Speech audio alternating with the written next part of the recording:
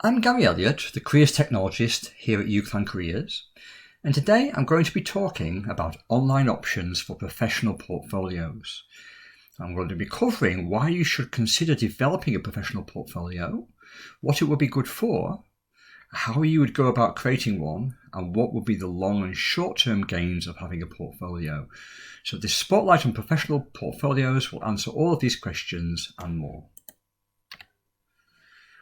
Why should you consider developing a professional portfolio, and what would it be good for? A professional portfolio brings together examples of your knowledge, skills and abilities and showcases your strengths to potential future employers.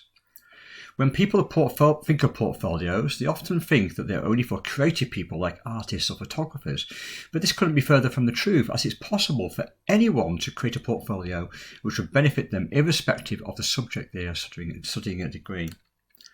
You should decide to include a range of evidence within the portfolio that shows that you will be a good person to employ. At the most, employers get to see your CV and an application for a role, and they get to question your interview, but they often don't get to see much more about you. They only see a fraction of what you're capable of, unless of course they employ an assessment centre or a detailed presentation at the interview.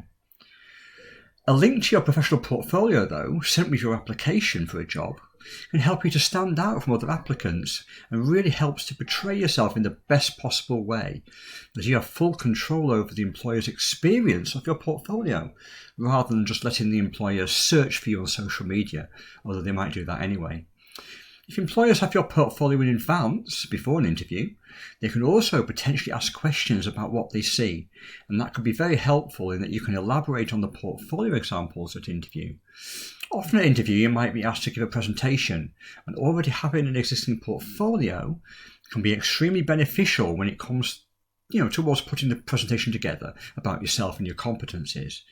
Even if the presentation topic you're asked to present is very specific, you can still often bring examples of this collected evidence into any presentation developed to make sure you kind of give examples of kind of things that are sort of similar or relevant to the question that you're being asked or the presentation that you're giving. When I've interviewed students for internship roles here at UCLan, I've always been more impressed with candidates who've been able to showcase their knowledge, skills and abilities and strengths via a portfolio. Employing the right person for a role can actually be extremely challenging. However, when presented with a good portfolio, an employer can begin to feel reassured that the candidate they are looking at is the right person to employ. Employing someone is always quite a risk, as you don't know if they'll perform to your required needs. But with a portfolio, you're mitigating this risk somewhat and helping making the decision to hire you much easier. The employer feels more happy, that they're kind of seeing that more information that they wouldn't normally have got. The process of creating the portfolio of examples of your skills and abilities can be just as useful as the finished portfolio itself, as it helps you to understand your knowledge and skill levels, and you can use this as a way of determining where your weaknesses are and plan on how to improve those weaknesses. The process of gathering and displaying this evidence is also useful in determining your USPs, your unique selling points, and being able to answer interview questions with examples to back up your answers in terms of competency-based questions to interview. If you make your portfolio early enough as well, you can also use it to help to inform your writing of your application form, where you are looking to evidence that you meet as many of the personal and job role specifications that the employer is outlining as part of the job position. That's very important too. In your professional portfolio, you will likely show examples of your degree work to demonstrate knowledge in your subject area, and it doesn't have to be examples of written material, because we'll look at that in the later videos in this series.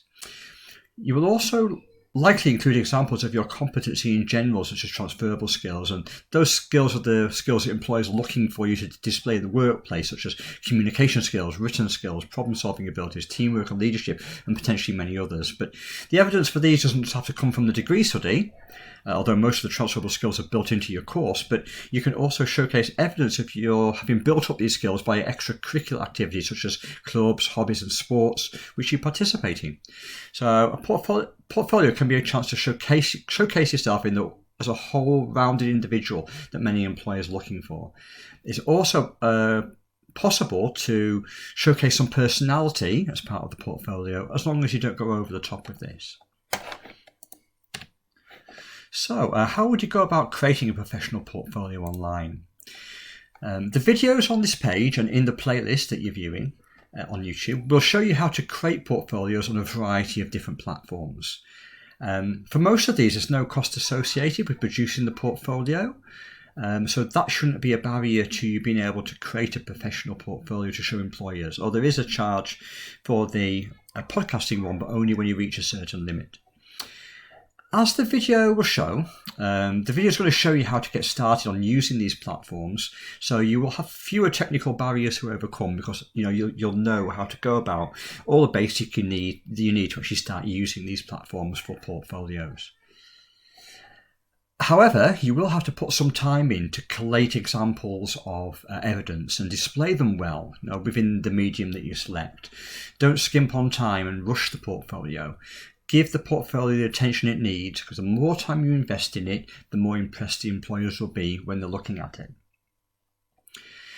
The video guides on professional portfolios on this page and in this playlist cover using social media to do portfolios, blogs and vlogs on YouTube as well, podcasting, but also the website creation tools. And that helps you these all help you to develop portfolios. You'll have to look at all of these videos potentially to decide which of these mediums is the most suitable for yourself.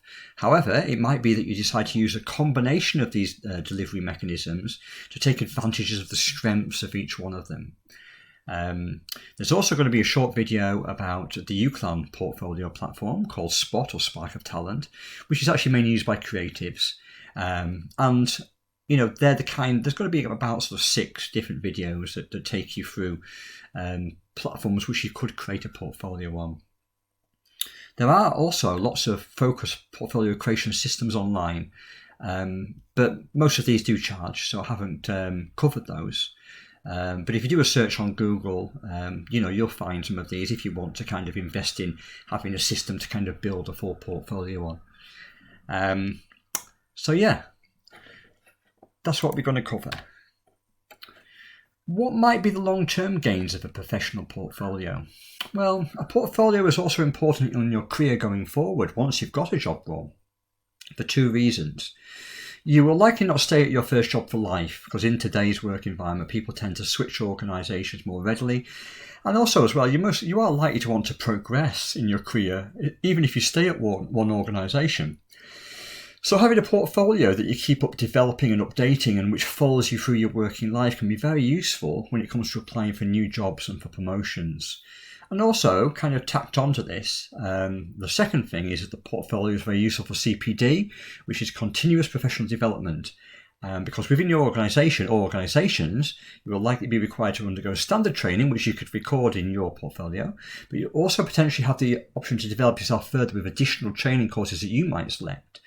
So a portfolio helps you to keep a record of this as well. So not just what you've done in your job, but also the training that you've kind of done, and the record of yourself developing as you move through the career, because it helps to determine how you need to shape yourself in terms of knowledge, skills and abilities and strengths to keep on advancing through the career and kind of developing as a person, and keeping learning and keeping kind of current. And that's a kind of important thing. Well, the portfolio is almost like a bit of a diary, almost, to kind of, so you don't forget, what it is that you've done, and that you could showcase at a later date when you need it. So do be aware when using any of the publicly viewable platforms, only put up the data on that you're happy for anyone to see, but also make sure to read the terms and conditions so you're happy that you know what the platforms are doing with your data and how it's stored. So hopefully this short video has been helpful in understanding the value of professional portfolios, and please continue on to the other videos in this series to understand how you could go about creating portfolios in each of the different online mediums. Remember that UCLAN Careers is here to help as well with any questions and queries that relate to your careers needs. You can contact us via phone on 01772 895858. You can email us at careers@uclan.ac.uk, or you can go to uclan.ac.uk/career edge and come onto our career platform. There's lots and lots of very useful career learning and career help and support on there. And also we've got our social media platforms on Facebook and Twitter, facebook.com/UCLANcareers and twitter.com/UCLANcareers. So there's also live chat on our career system as well. So there's a whole range of ways of contacting us, and we're always happy to help. So if you've got any queries or questions, please do make sure you get in touch.